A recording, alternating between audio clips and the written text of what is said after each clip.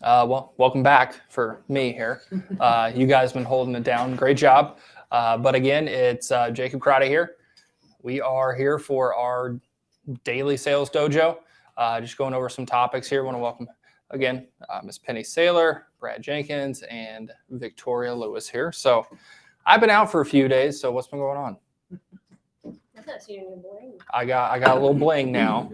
Officially taken. Yeah. Sorry, all you senior ladies that hit on me over the phone. Okay, I'm still gonna hit on you back, but it's okay. Yeah, nothing's gonna change. But just the funniest thing was she actually got her passport like 2 months ago, renewed. Oh yeah. And with Social Security, even with people that are on Medicare with Social Security, change her name. Like, we'll just wait till next year after we take a little trip or something. It's a pain. Oh yeah. So how was it? How were things here last week? How was Wednesday, Thursday, and Friday? Challenging, I think. It was challenging. Yeah, I think we discussed that probably the third quarter, especially the month before AEP, is kind of the calm before the storm. Mhm. You know, people get notifications or mailers that it's time to look at their supplement, and they know it probably is, but they save AEP for when they decide to do that, even if it's the worst time to do that. Right. I know here recently, what I was going to talk about here today actually happened twice already. And that's kind of about how do you keep the conversation open. But not only are we talking about Medicare products, we're also talking about referrals. So like I had one this morning where it was a client of ours, it was an orphan client, and I saw that he had a spouse connected. Now I didn't know if the spouse was alive. I didn't know if she had a plan. Didn't know what she had. All I know is that tomorrow it was his birthday. So I called him and said, hey, happy 78th birthday. I hope you have a great one. Do something fun. And as well, tell your wife, her name. Tell her we said hi. Just thinking about y'all. Have a great one. And he calls back and he's like, man, that was such a nice message. I was like, what? I was like, yeah, just calling to wish you happy birthday. He's like, nothing else? I was like, no, nothing else. And he goes, all right, well, what about my wife? What about her? I said, well, I think she's got a plan. Let me go check real quick. I was like, all right, take your time. Not thinking the worst possible things, Advantage plan. She's on TRICARE. I ran into a CHAMPS VA this morning, and I was telling you guys about too. That threw me for a loop. But really, in that voicemail, I guess I had enough conviction to be like, hey, look, we care for you, and we care about your wife too. So if your wife needs help, let us know. So we got her on the phone. She had Mutual Omaha, and it was like $30 more than the Manhattan that he was with. And so he was like, can we get her to Manhattan too? I'm like, well, we can try. And, I kind of broke my own protocol. I didn't ask him, well, how's your wife's health? What's her height and weight? What meds is she taking? I was kind of like, well, let's just see here. He was kind of a no-nonsense guy. So to me, I was like, well, if you can put her on the phone, let me just ask her these questions real quick. We'll get her down to like $120. All right, cool. Brought on the phone and said, hey, we just got to do this real quick. Just let me know. Okay. So get through all the questions. Answers perfectly fine. I didn't have any meds, didn't have any height and weight, nothing like that. So I kind of broke my own mold there of how I like to do things. But it was so funny because after he got the application done, got everything submitted, he called me back and he was like, you took care of it, right? I'm like, yeah, I did. He goes, okay. Got yourself some money today, didn't you? That's what it's not about the money. It's about the people. Okay, I got a little story for you here. And it's a joke, but it goes to show how people believe in themselves and people see value. So he said that there was a little kid that just lived way out in the sticks. He said closest neighbor was about 3 or 4 miles away. He didn't have anybody to play with. So what he would do is, this kid, he would grab his mitt, his ball, and his bat. And he'd just go out in the field and he'd play by himself. So what he did, he threw the ball up, swung, missed it. Okay. Did it again. Threw the ball up, swung, missed the ball. Couldn't hit it. Third time, he threw the ball just a little bit higher for him to hit a little better. Threw it higher, right in the zone, swung and missed. And the kid goes, that's a great pitcher. Yeah.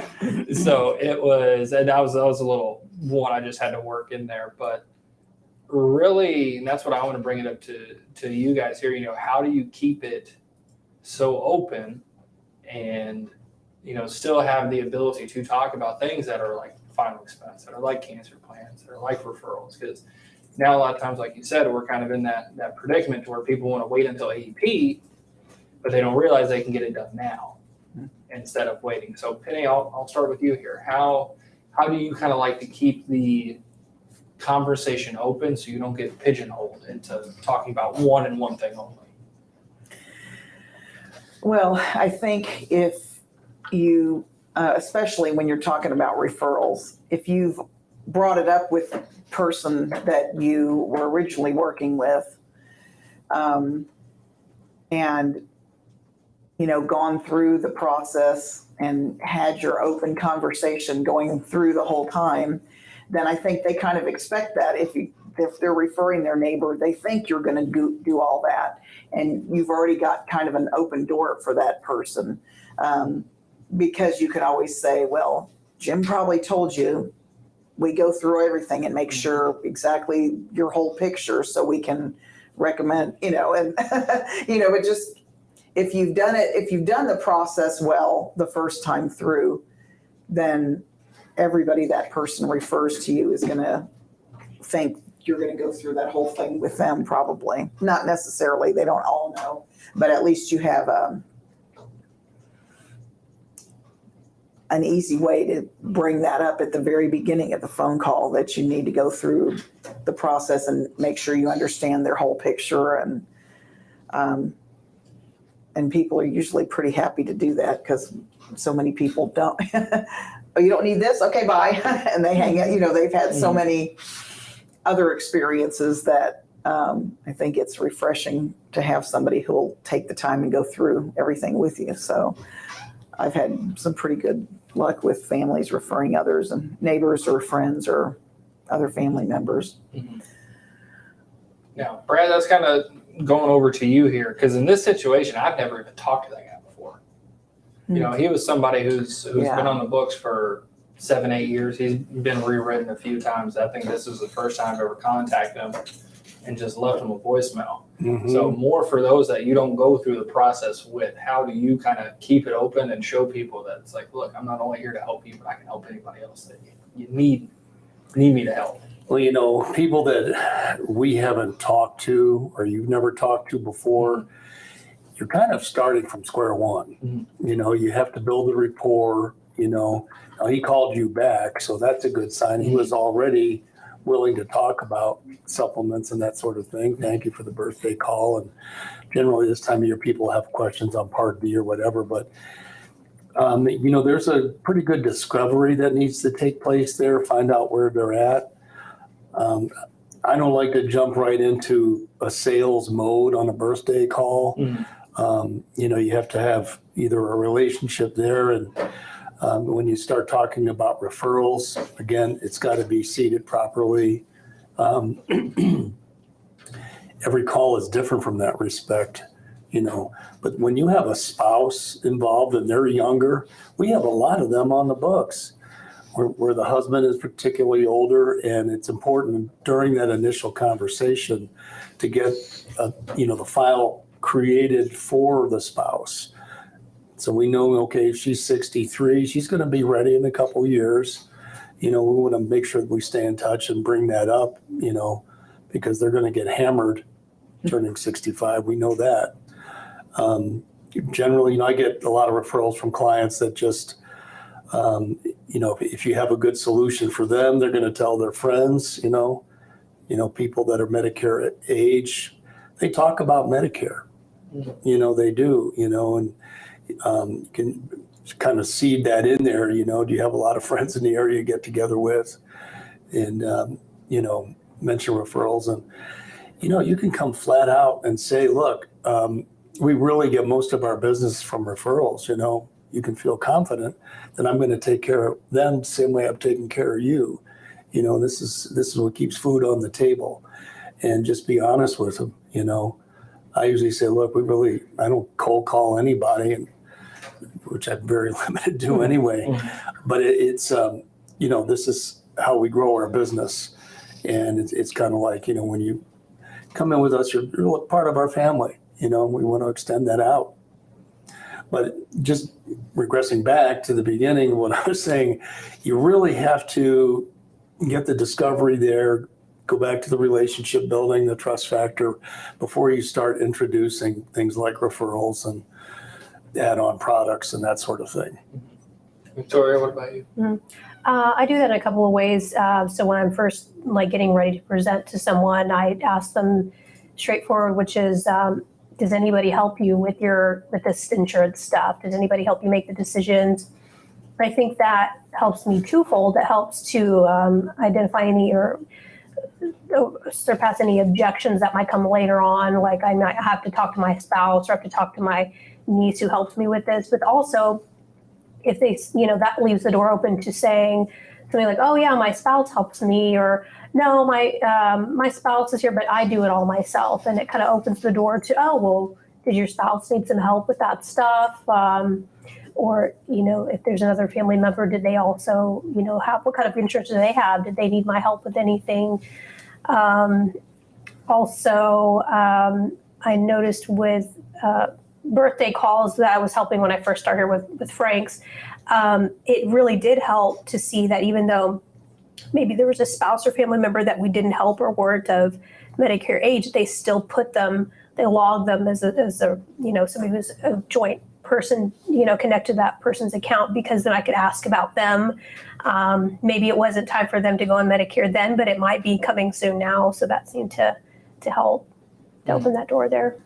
I think with it, every sales trainer, everybody who's ever wrote a book, will pretty much slap my hand on how I handle referrals, because we're coming into one of the biggest referral times of the year, is really what it is.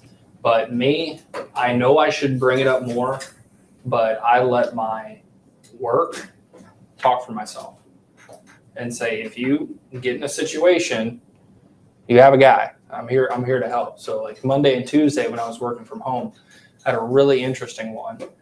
Monday, right around 12 o'clock, went downstairs to watch you guys. I was watching, I guess still. I heard Grip shout me out a few times. Yeah, we did some shout outs to you. Mm-hmm. But so what happened was I had this lady that I wrote in New Jersey. And I think this was back when we started doing the dojos. And I think I've talked about her multiple times. I love her to death, but she wanted every rate increase percentage for like the past few years. She was very analytical. I had to make spreadsheets for her.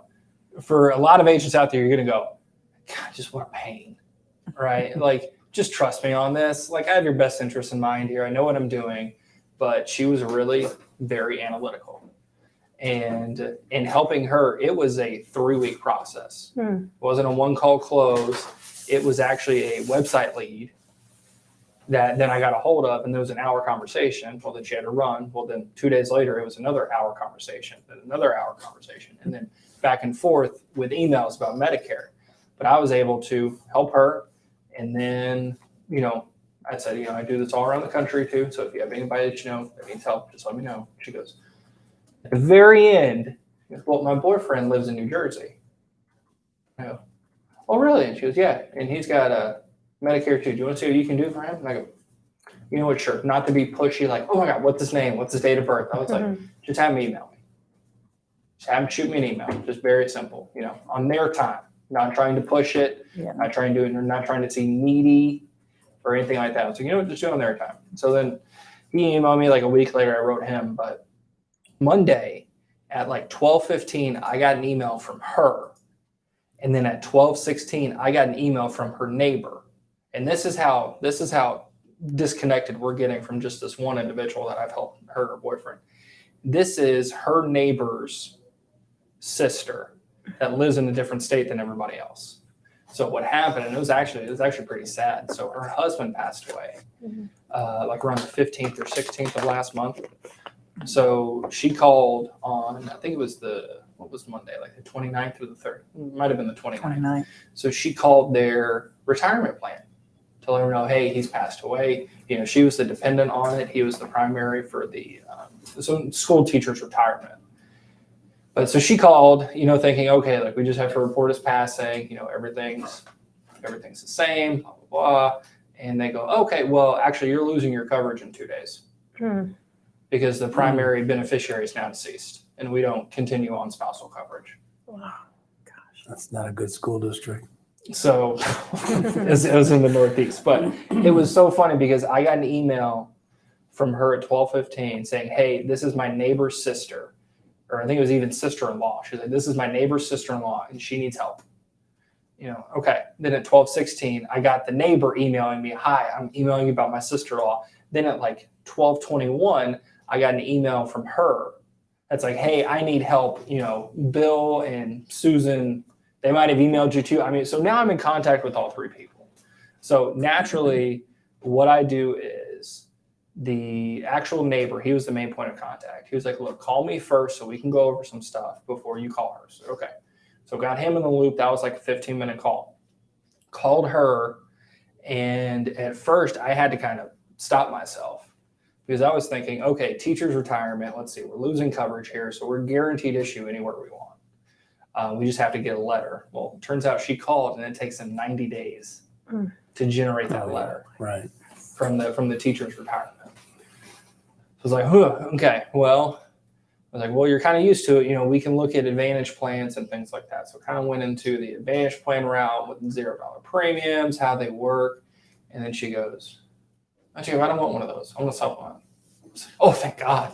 I was like, oh, thank you. We don't have to do scope appointment. We don't have to do anything. We don't have to get letters. And I said, okay, well, let's do that. So we went through like the A and B presentation, got her signed up for a plan G. Luckily, she was healthy enough to do it. She was only on one medication. She had cancer like 5 or 6 years ago.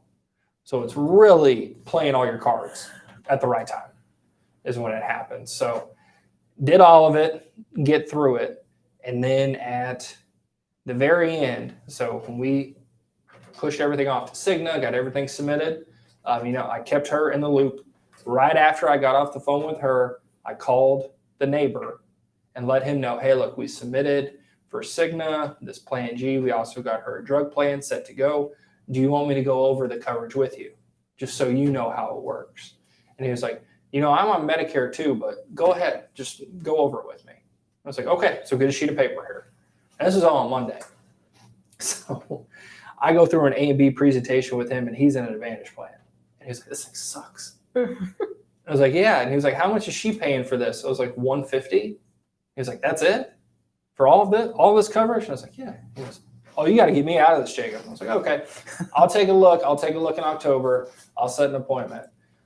So for me calling him, then I went back to the very source, and I called my girl back. I was like, hey, just wanted to say thank you so much for sending them over. This was a very stressful situation. Mm-hmm. Luckily, we were able to get everything submitted and taken care of. We should know by tomorrow. And then I told her, I'm like, look, to make it more stressful, I'm out Wednesday, Thursday, Friday. We're off on Monday. I'm back in on Tuesday on the 6th.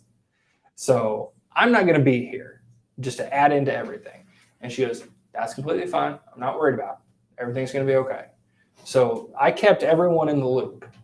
Once that thing got issued Tuesday morning, I called the applicant back, told her once 9/1 hits, you can go to your mycigna.com, create your account, pull your temporary ID, you're good to go. Okay. Then I called the neighbor. I said, hey, your sister-in-law is good to go. She's been issued her drug coverage. It'll come a little bit later than the other ones, just how they process it. But when she goes to mycigna.com and creates an account, she can send you over a temporary card so you have it. Okay. Mm-hmm. So then I went back to my lady and I was like, look, I talked to Bill and I talked to Nancy. She's all good. And the original lady that referred, all these people over to me, she was like, first off, she was like, why are you telling me this? I was kind of like, well, yeah, I just want to let you know what happened. And she goes, no, like that's terrific what you did. That's why I sent them your way, because luckily you pieced everything together and kept everybody calm, even though they're freaking out because she knows her coverage is ending in 2 days and she has nothing to do. She was like, that's why we called you. It's because we knew you could get it done. And that's what I was just simply telling her. I was like, I just want to, this is not a me and the applicant and then we're done type of situation. This is if there's this many levels to this person's coverage, I'm going to keep everybody involved. That way there's no questions, and they too can kind of see, okay, really how much work goes in behind it with the carriers, the applications, keeping your notes and everything like that. But at the very end, she goes, okay, I got somebody else for you here. Mm. And out of all of those people, I sold the original lady. She referred her boyfriend. Then a few months later, haven't talked to her since. She refers everybody in this situation. I sell the sister-in-law, the neighbor I have an appointment with, and then she has another person that I'm lined up to talk to later this week. Wow. And that was without ever asking for a referral, without ever doing, this is how I make my living here, like old Jack does, where from the very beginning, before you get off the phone with me, you go, hey, this is how I do my living. I live off of referrals. It's how I pay my bills. It's how I pay my mortgage. Who do you know? That's something that I can improve on myself, but really how I like to do it is to really let your work speak for yourself. Because people are going to remember that effort that you put in. Because if they ever have a Medicare question again, or they have any friends that have Medicare questions, it's just going to be so easy. It's like shooting fish in a barrel for help.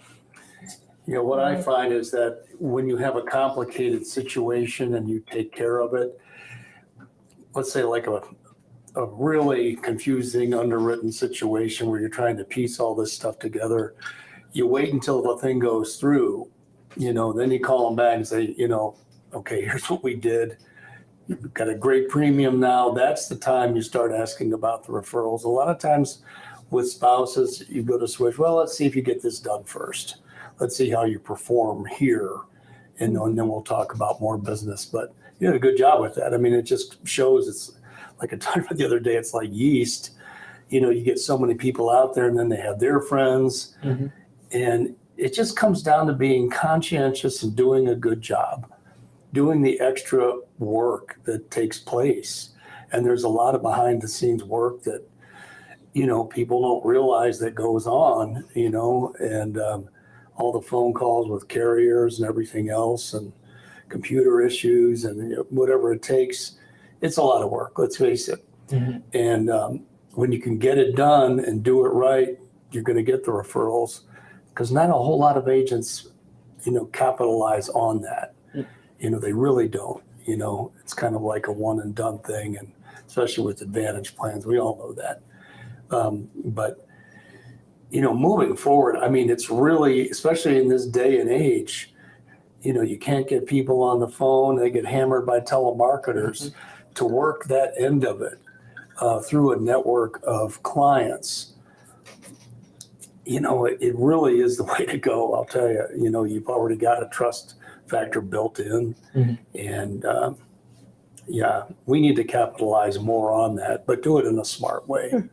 I do like an in-between approach where, I do let my work speak for itself.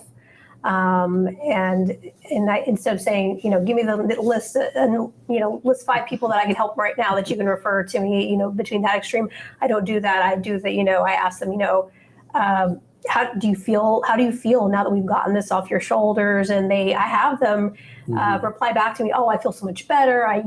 Because just to confirm, first of all, that we really did take care of everything that they needed, and they really do feel like they're going to leave this call better than they came. But also just to confirm for me, you know what? Yes, you did a good job for me, and you handled everything I needed and more. And then I do throw out there, look, I'm glad that you feel like I met your needs and you feel so much better. If you know of anyone that could help, that could be I could be of assistance to, or could use my services, I'm always happy to help, give them service just like I gave to you.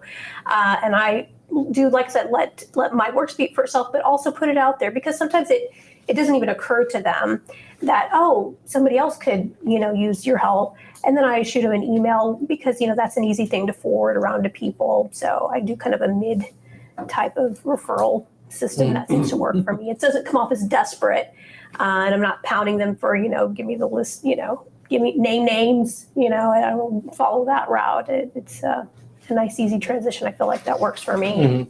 What's so funny is, sometimes you'll see like agents with their emails and things like that, where they'll have like hyperlinks to final expense sales, or like BBH hyperlinks, or go to this website for a quote. It's all in their signature. That's what it is. Do you know what I have in my signature? I think I've sent it to both of you guys, how you set up your signatures too. I have our Trustpilot. Mhm. I don't have something that says, need help with final expense? Click here at the hot link. No, I have this trust pilot, and I tell you what, I get very conscious of what's on there. If I get something negative, I'm calling somebody and I'm complaining about them complaining. Because we rarely, if ever, get complaints. Rarely. Just because of how we handle everything. But in this day and age, I actually saw somebody post it. I forgot where though, but they were asking, they're like, is there a site that shows you like how you're rated as an agent? So somebody can cross-reference it. So if you have like your clients, they can go and they can review, they can do everything like that. And I was like, that's a pretty ingenious idea for an agent yourself, because not only are you marketing yourself, but you can say, look, these are reviews that I've got from people. This is why I love having it in my signature, because there's not something like that. I can't just go and compare all of us in one central database. But it says, look, I'm here to help you out. Here are some of the other people that I've worked with. If you want to take a look, take a look. But I'll tell those people too, even with the referral thing, I really appreciate it if you do leave me a review. I really do, because it means a whole lot more than you think. Because if somebody goes and say they're turning 65 and they know Medicare gurus, and on our page they have, Trustpilot is on the very right to just show you how we are. If you're turning 65 and you click on that Trustpilot review before you call us, and all they see is Brad Jenkins is the best. Brad Jenkins did a phenomenal job. Brad always keeps in touch with me. Brad does all of this here. Who do you think they're going to ask for? Brad. They're going to say, man, this Brad guy's really doing it, versus here's 4 for Brad, 1 for Jacob. Jacob's awesome. And that's it. And then the next 2 are Brad's. And then 1 is Becky. And then the next 3 are Brad's. Those people are going to see that and they're going to say, wow, he must do a really good job. People must really want him if they're leaving these reviews. That's why, and I'll give you guys this advice here too. Have something like that available for them. When we QC policies, when everything gets issued out, they do send out the email saying, if you could please leave us a review, it'd be very helpful about the agent. But for somebody to go online and see seniors that are in their same situation, same things going on, it's basically like talking to friends. That's a referral magnet, even if you don't think it is. Even if you think, it's just nice, I got 5 stars, I did a terrific job, don't worry about it. That's great. Except for new business, when they go to that website and they see who got the most reviews, who got the best ones. Like I remember I was talking to Brandon. It was about something. It was like almost a year back or so. But at the time, I had the most recent reviews. I think I had like 5 in a row. And we were talking about something. He's like, not what motivates you, but like kind of what keeps you going ahead. And I go, I want every review on there to be about me. I don't want it to be about Brad. I want it to be about me. I'm thinking the same way. Of course, everybody wants good reviews. But yeah, you go down, and every once in a while I'll look at that, because I don't really ask for that the way I should. And I don't know if it's on our issued email because it's computerized. I haven't really, sometimes people will email me that, they'll respond to it. But you brought up a very good point. I mean, that is so critical when it comes to referrals. And because, people look at that and it's like, I want to do business with that guy. He's got all the reviews, Or in the whole process, it gives them an option to thank you more than just saying it by email. Like I know, like the neighbor guy that I was talking to, we talked on the phone for, about 30, 45 minutes, and I'm going to help him later. But really our main contact was email.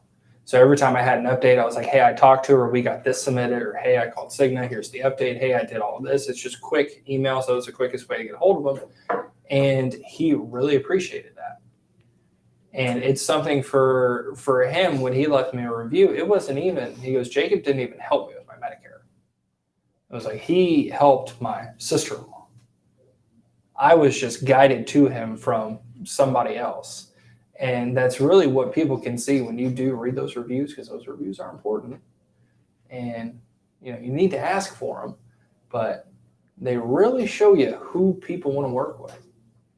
It really does, because nobody wants the unpopular kid. Nobody does. They don't want the guy with 3-star reviews. They want a 5-star guy or gal. is who they want. So that kind of brings me up into the second half of this here. Penny, how do you handle referrals during AEP? How do you ask? When do you ask? What do you let them know when you're talking about referrals? Go through your whole referral plan when it comes to the end of the year. Well,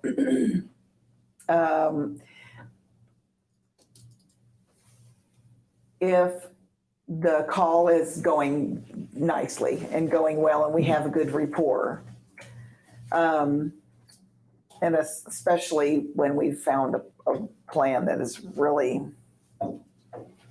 superior for the person that I'm working with, then at the end, if they've been talking about a friend or relative during the call at all, I ask about them again at the end. You mentioned your sister-in-law and some issues she's been having. Do you think that's something I can help her with?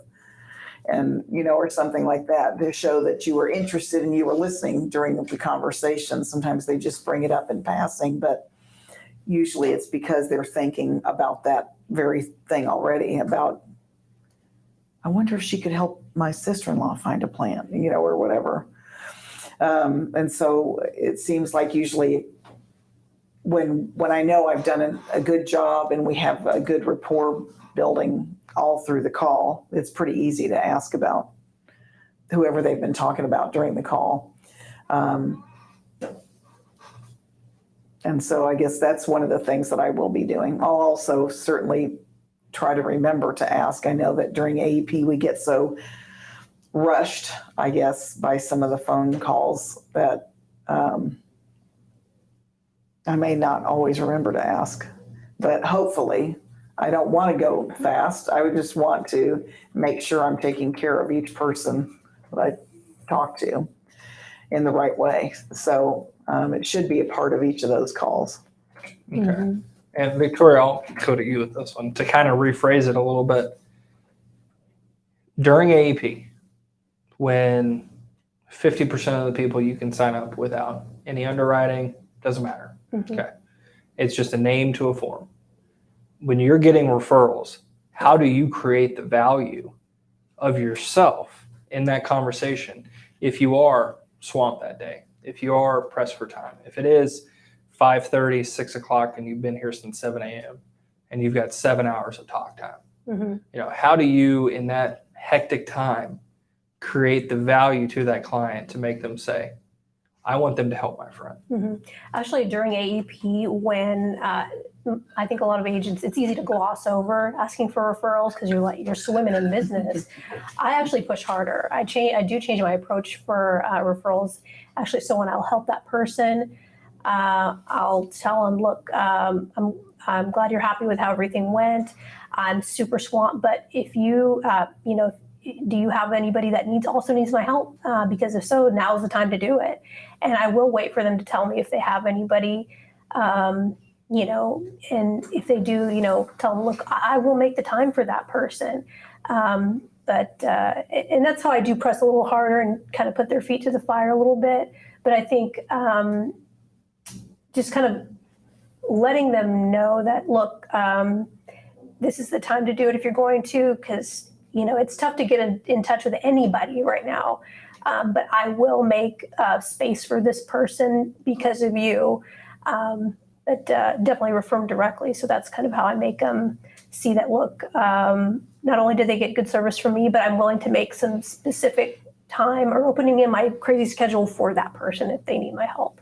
Mm-hmm. What about you, Rick?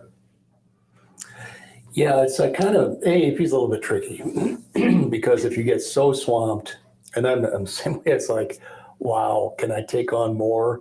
But it comes back down to the love the one you're with. You always want to spend the time. You get somebody on the phone that wants to do business. I mean, it doesn't matter the time frame, be here till 8 o'clock or whatever, 9 o'clock, get it done. The ones I like is when they have a whole room full of friends. They're talking about Medicare, and then they get you on the phone and, well, what about Bill? Let's get him done, And Mm-hmm. they got all the friends, and you're on speaker, so they're hearing the whole thing, Yeah. And you can do a presentation all at once to the whole group. I mean, those are great. But these are things to focus on during this AEP, things that we've missed in the past. And that's why we have these meetings. So it's like, oh, wow, I've kind of gotten away from that. You know, I need to incorporate this and into my presentations. And because I have to admit, in the past, I can't even take care of my own people. I get so busy. And, you know, what about Mary? Can you help her with her drug plan? Like, okay.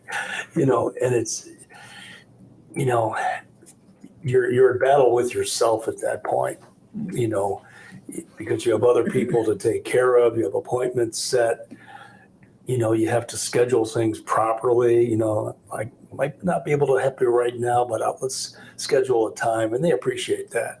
Mhm. You know, let's schedule a time where we can go through this, where I can spend the time, you know, and but these are great topics as we're gearing up for AEP to try to incorporate some of these nice rules, you know, referrals and spending time with clients. Don't try to shortcut things. You know, we sometimes walk away from that. We get comfortable, and then we leave all the good stuff behind that help us get there, you know. So it's good to pull that in. But I'm probably one of the worst offenders when it comes to time frame issues, you know. During AEP, I try to make it short and sweet. And, you know, this go around, I think I'm going to spend more time with my clients. I've kind of got a few things about it. You know, number one, this is a quick tip to everybody here. I think you actually taught me this. It's a little harsh when you talk about seniors, but it makes a whole lot of sense. Healthy seniors hang out with other healthy seniors. Mhm. I They agree. do. If you go to bridge club, you know, you go biking, you go walking, you know, whatever it is, healthy seniors hang out with other healthy seniors. So if you got somebody on the phone that's one medication for hypertension, they're probably going to have some healthy friends too. Or they're going to know some people that are very similar to them. Now, vice versa, you know, people with some bad health, usually bad health hangs out with bad health because they can bond over that together. You know, there are a few occurrences where you will see a husband who has 25 medications and a wife that has one. Very rarely. Usually they're within 3 or 4 medications of each other is how it goes. So if he's on 10, either she's on 6 or she's on 15 is kind of that leeway you give, just because it is very similar lifestyles. You know, you get there for a reason. It's, you know, sometimes you are born with it. You do have some disabilities, but a lot of it's what people do to themselves. So if they're not taking care of themselves, or if they've got, you know, quite a few issues, usually that's going to accompany the other person with it. So that's tip number one. If you find some healthy people, those are the best referral magnets out there, just because of the people they hang out with. But number two, and this is what I say with AEP, you know, everybody can get bogged down. And everybody can say, you know, there's not enough time, there's not enough time, there's not enough time. You know why people say that? Is because they book themselves the first 2 weeks to the max. In that whole first week, they're stressing out, not taking their time, because they're saying, oh, I'm just so busy right now. I'm so busy right now. I'm so busy right now. After that first 2 weeks, that dies off every year. You know, AEP, yes, the phone is ringing, but it's not ringing 7 times while you're on the phone. And then you go on another call and it's 7 more. And you don't have 25, 50, 75 people calling in every day to help out. You might get 3 or 4, but it's all a reality check. So if you try and book up your first 2 weeks to be the most successful that you can, and you go in on October 15th with a mentality, okay, I don't have a lot of time with these people. Like my first 2 weeks of October are already getting full. I've already got 5, 6 appointments a day. I got to get through these. And then from there, you know what? I'll just schedule stuff 3 weeks out for anything new that comes in. Well, after that second week, you don't really have a lot left. You know, come Thanksgiving, there's a lot of people that twiddle their thumbs. And there's a lot of people that have to do active outbound active cold call to generate business, or talking about anniversary calls, step down calls, things like that. But as for calendar wise, that's one thing that I kind of had to teach myself too, is that you can schedule as many appointments as you want in the middle of October, whatever it is. I schedule a lot of appointments for end of November just to leave myself some openings. Just because it's a whole lot easier to get around those people. It's Thanksgiving time. You're past the first big rush. Even if they do something, you can still put an application in and beat it because you're the last one in. You're closer to the end. Now, I don't keep everything for, say, December 6th and then just start submitting like a madman. And I'm here till 3 a.m. just clicking submit, setting everything in. But it goes back to when we first had our AEP talk that you led, where everybody was like, I'm going to rush through it. Or, it's cut the chit chat here. We're here to do business. Let's get it done. I'm the exact opposite of that. If it's an hour window per person, probably more than likely 50 minutes of that conversation, if you're on for a full hour, it's not going to be about the plan. You've got at least 8 hours or more, 10, 11 in an AEP day. So if you do 1 an hour, you're still doing great. Yeah, if you're doing 1 an hour, but with the breakdown, it's 50 minutes of you and that other person connecting, and it might be 5-10 minutes an application. That's it. Like the lady I helped this morning with her Missouri anniversary, she already knows. She knows I'm here for. We have all the rapport in the world. And I shot her a text and I was like, hey, I saw your increase. It's time to switch over. She's like, okay. So she called me, hey, got your text. I go, perfect. Here's the plan for you. And she didn't question it. She didn't do anything. We did the signature. That application was maybe 5 minutes. Right. You're exactly right. Take the time with those people who really need it, because you will get plenty that they know the game. They've been in it. They're your previous clients. They trust you. What do you want? Let's do it. Okay, let's do it. And right, in 5-10 minutes, you're done. Mm-hmm. That frees up plenty of time for you to take the time with the others that really need that and really appreciate that time that you take with them during AEP. Yeah, I'm a little bit different when it comes to appointments in AEP. I learned a long time ago, I don't set appointments for AEP. And the ones that, let's say they had an Advantage plan, I talked to them in the spring. Oh, I hate this thing. Can you get me out of it? And I found out a long time ago when I set those appointments and I call them back, oh, yeah, I'm fine with it now. Or I can't get them back on the phone, and I'm just wasting my time. Mm-hmm. I know I set a lot of appointments for, hey, I still have another two more sessions on physical therapy, or I have to get through my cataract surgery. I set appointments for that. But generally during AEP, I'll say, look, give me a call, because you can bog yourself down so much, and a lot of it will turn into a waste of time. And then you'll have other things come through that you need to spend time on. And all you're doing is it's kind of like a pipeline thing. I've got this huge pipeline ready. I'm going to make a ton of money. Mm-hmm. You go to call them, they don't pick up the phone, or, I'll change my mind, or, it all depends on what you've established when you set the appointment. But I try to avoid that. And I actually told people, look, don't bog yourself down with a lot of appointments during AEP, because it's not going to be that fruitful, but really what it boils down to. You're just kind of chasing your tail. You think you're going to be busy, but it's just like setting any other appointment. Unless you have a valid reason. Like today, I got a guy, he's moving to a new house. He's in and out. He never has his checkbook.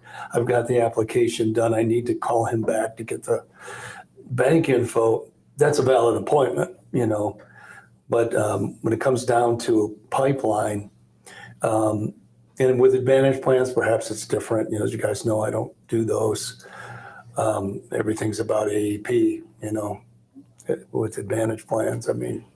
Different deal. But for myself personally, I don't even, give me a call. Okay, you call me, we'll see what we can do, because otherwise I just get too bogged down with chasing my tail. One thing I do is for people, and I guess too, it's like a little bit of an old school thing, and I'm curious if you have one too. Do you have a calendar in your kitchen that you write stuff on? Yeah. You do. Do you have a calendar? Oh, absolutely, Do you have yeah. a Yes. calendar, Penny? Yes. Okay. That's one little trick that I like to do too. And it'll catch me off guard sometimes as well. Like I had a lady call in last week when I wasn't here, but I told her, I was like, look, you need to call me this was last summer. You need to call me at the end of September because you're 2 years past your bypass surgery. We need to get you taken care of. And I go right in your calendar right now. You know, if you have your new one, whatever it is, just go put it in your calendar, wherever you keep your calendar, go put it in there. You need to call me the end of this month. You know, this time next year. Okay, I'll do it. Well, I got a message from one of my ladies that I help, and it just made me laugh because she called Chris and she was like, I had a note that I had to call Jacob back at the end of this Didn't month. know why. And then Chris was like, okay, do you know what it's about? And she's like, I don't know. I just had a note that I had to call him. That's what she wrote. And I was like, that's perfect. Mhm. That's the way it is now. Right. As soon as you got it up, you could see what it was going to be. Now, yeah. Now I can go back and look and I say, okay, oh yeah, we were just 2 years past it. Instead of me saying, okay, I'm going to call you on August 26th at 3 p.m. No, that's not how things work because things come up, things change. You know, time frames change, everything like that. If you can get that set in their head, it's like, no, I need you to call me on this week.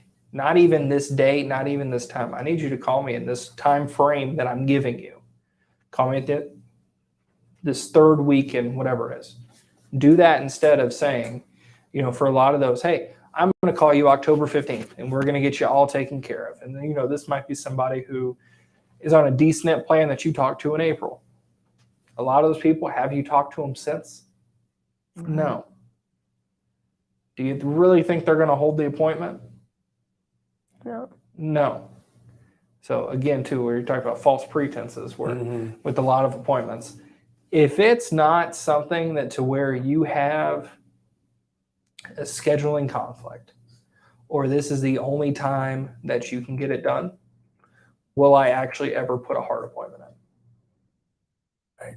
Unless you can dedicate that you have an hour to 2 hours on September 7th at 3 p.m. for me, you're not going on mine. Because I know dang well I'm not going on yours if I tell you, hey, I'll call you this day at 3. Now, what I'll do is when I have those people that I can help in October, you know, even if they are clients of mine, if they're not clients of mine that I just have, the referrals, whatever they are, but I'll tell them, I will shoot them a message here come the end of this month and say, hey, as a reminder, you're supposed to give me a call this week, whatever week of October, November it is, and we're going to go over your drug plan. So to speed it up a little bit, if you have it handy, send me over a list of your drugs, your current plan, how much you pay, and what pharmacy you like to use. I like that. And that'll knock it all out quick. Absolutely. You know, you have an appointment with a doctor or massage or whatever it is. What do you get? You get an appointment reminder, Mhm. you know, click C to confirm or whatever. Mhm. Eddie used to do that, and I thought it was brilliant. And we got a lot of the people on the phone. Mhm. You know, you call them up, yeah, just a little text. Hey, remind you about our appointment on Friday at 2:00, just to remind you. Boom, clicks in their head, and they'll be there. I've had people call me back 5 after 2. Yeah, what's going on? You know, we had 2:00 appointment. Right. So, yeah, again, great stuff. I mean, these are all things that we need to incorporate just to be successful. But we can set up a lot of fool's gold, you know, have all this stuff, and you look, oh, Tuesday, man, I'm gonna make a ton of money on Tuesday. But look at my calendar, and maybe 2 or 3 of them you might get a hold of, or things will come through, you know. Mhm. So we really have to use discernment. Is this really something I need to call them back on? You know, is this something I could have closed now, you know, but I'm pushing it off because I just don't feel like doing it now or something. We really have to tighten that up. I mean, while they're on the phone with us is the time to sell it, you know, and there's things that come up, you know, they can't do it now for some reason, health-wise or whatever. But yeah, you can get yourself into a real just a twisted mess by too many appointments, Yeah. you know? I think a lot of the people that do that say, my AEP is going to be so flooded. I have so many appointments. There's a reason that you have so many appointments. And it's probably because there might have been something for you to sell and they just didn't buy it. Mm-hmm. You get some of these people that have like Advantage plans and there's only 2 plans offered in the area, but yet they're still picking their phone up in March and April and May and June. Do you know how many of those people are going to say, okay, I'll give you a call back in October? Right. And then those people just get flooded with phone calls from random agents that are saying, well, we had an appointment. Well, we had an appointment. Well, we had an appointment. It's that false pretense that I think a lot of really inexperienced agents fall back on to make themselves feel a little better. Oh yeah, that was definitely a rookie mistake for me. My first year, my October calendar was full of appointments, and boy, reality really hit when I called and people wouldn't answer. So yeah, it was just kind of one of those things you have to learn from. It smacks you in the face, and you realize, oh crap, that was a bunch of, I just fooled myself with all that stuff, and people really, I had to identify, when I went back, I was like, you know what, a lot of these they were just kind of wishy-washy, and I probably could have closed them at the time, or I feel like maybe they said, oh, just call me back to push me off the phone, when I was really honest with myself. So yeah, I really try to make appointments for people who need to speak in October, November for a specific reason, or, we've done lots of discovery, and it's just something they can't do until then anyways. So I really try to be honest with myself about my appointments that I'm making. So I've learned a big lesson from that. Yeah, after you get burned so many times, I can't tell you how many times, yeah, call me on Saturday, we'll be here. And, I come in on Saturday and make the calls. Or, yeah, I'll be home later on. Call me at 8:00 tonight. I'll be there. And you call and it goes to voicemail and they don't call you back. Yeah, that's the worst when you come in on a Saturday and they still ditch you. Oh, yeah. Yeah, and so it's kind of like a learning experience there. It's like, okay, you're really going to be there for me. You're just trying to blow me off for now to get me off the phone.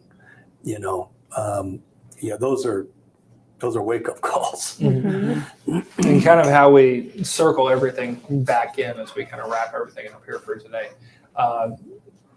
Really hitting on the referral thing. One thing that I do like to use in AP is say, well, look, just be honest with people. Okay. When we're talking about referrals during AP, you say, look, this is our busiest time of year. I get it. Okay. You might have some people that need help. Give them my name. I'm completely okay with that. But Frank used to say this too. I don't really like the way he said it. So I kind of changed it up the way I brought it up. But just say, look, we are in high demand right now. But as long as you say, Brad Jenkins told me to call you, or Penny Saylor told me to call you for help, as long as you say that on the phone, have them call me anytime. I don't care.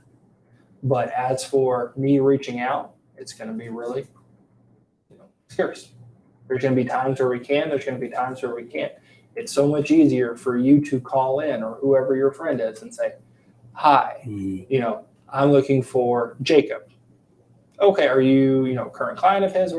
I was referred by Brad. Brad told me I need to call in and ask for him specifically, but to mention Brad's name. Because not only does that help yourself get the referral, it helps the tracking of everything too. Because it goes back to the story I had told about the 3 people. Because I have all those people now under one roof. And everybody knows everybody's business because everybody was involved with everybody because they're all family. But if you can kind of just be honest with them and say, it's just very hard for me to, number one, get a hold of people this time of year because everybody is calling. But number 2, to really lock down, kind of like you said too, I'm going to call you at 3:32 on Friday. Be by your phone. And it's Tuesday now, and you're saying that, those people aren't going to remember for Friday. So that little referral tip, appointment tip, whatever it is just be honest with them. But remember, they're not the last people looking. They got so many other people that are in their same situation that need help. And if you're not going to talk to them, somebody else is going to talk to them. That's right. That's it. So, Penny, anything to wrap up here? Any insights? Any advice? I think I was glad to hear that, because I feel like I have too many on my October, but they are all soft. I think I have like maybe 2 that are hard appointments at the end of AEP. So I'm glad to hear that. That's probably a good idea because so many won't remember, that you talked however many months ago or whatever. And I think that there were a lot of good tips here about AEP and talking to people and our referrals and how we're running the appointments and things like that. So this was a good topic today. I liked this very much. I think it'll help a lot of people. It'll help cut through not rose-colored glasses, but the rose-colored glasses that people put on during AEP and say, oh, this is going to be kind of like you mentioned for yourself. Man, I'm going to be so busy. This is going to be so great. I've got 30 appointments on October 15th, and none of them answer, and none of them remember who you are. Meanwhile, you're missing all the money that's While calling you're in. missing all the calling in stuff. You ain't got Right. crap. Right. You don't. Yep. All you have is hope, and hope don't pay the bills. That's right. Brad, you got anything wrap us up on? No, that's it. Just stay positive, stay healthy. You got to stay healthy during AP. Don't overdo it. That's my take. Victoria? Yeah, just learn from every AEP, no matter how long you've been doing this. There's always something you can say, you know what, last AEP I could have done this better. Just tighten it up every AEP. And I think the goal is to make it more and more successful each one going forward. So I think that's all you can do. Now, I'll leave y'all on a joke here that my wife, now I can say that officially, my wife, so you know how to say, like, from time to time, just stay positive, test negative. Something was going on with the wedding. And she goes, think negative, stay positive. I go, what? And she's like, that's my motto. Just think negative, stay positive. So for everybody out there, don't think negative, think positive, just test negative. Right. Y'all have a great rest of the day. Go sell something. That's a good one. Good luck.